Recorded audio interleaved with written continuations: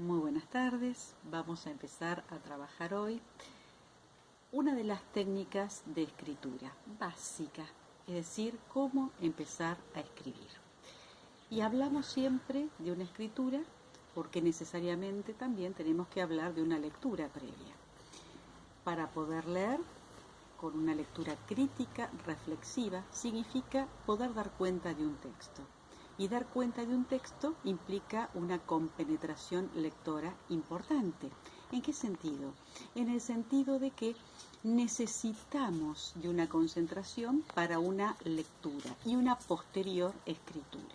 Bien, y empezamos con una lectura como es el caso de Maite Alvarado, el capítulo primero que ustedes han leído, que tiene que ver con la evolución, los orígenes de la escritura.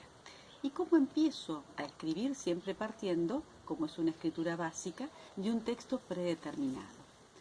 Comienzo a leerlo, comienzo a dar cuenta como una interpretación discursiva y al mismo tiempo empiezo con la técnica de subrayado, que voy a subrayar las ideas principales. Aquellas principales que significan que van a dar cuenta de una estructura textual, es decir, que son las ideas, hipótesis troncales, las más importantes. Y por supuesto voy a dejar de lado todo aquello que pueda significar una información secundaria. Por ejemplo, las citas, que me van a servir muchísimo para interpretar el texto, para contextualizar, es decir, en qué contexto se halla ese texto, y al mismo tiempo los ejemplos, que me van a servir simplemente para una cuestión didáctica.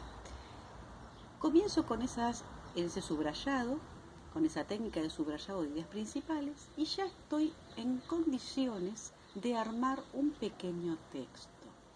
¿Y cómo armamos ese texto?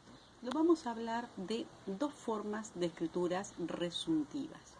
Una primera forma, la primera, porque decimos la primera, puede ser la segunda, es la secuenciación. Cuando hablamos de secuenciación, hablamos de ideas troncales, las ideas bases que tiene un texto. Esas ideas troncales, esas ideas bases van a estar ubicadas con la jerarquía que tiene el texto, es decir, el mismo orden que tiene ese texto. Para hacer una secuenciación, si yo digo que es una idea troncal, una idea principal, es una idea breve, es decir, una idea que no puede exceder los 2 renglones, por ejemplo, de la carpeta de ustedes. Es una idea breve que me da cuenta de lo que dice ese texto.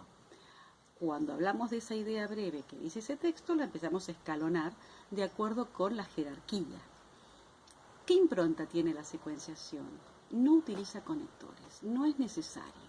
Si tomamos, por ejemplo, el texto de Maite Alvarado, la escritura, y si decimos, bueno, el texto de Maite Alvarado, la escritura comienza su evolución en la Mesopotamia. Y en la segunda secuencia yo puedo volver a repetir y decir, la escritura tiene una primera forma pictográfica, por ejemplo.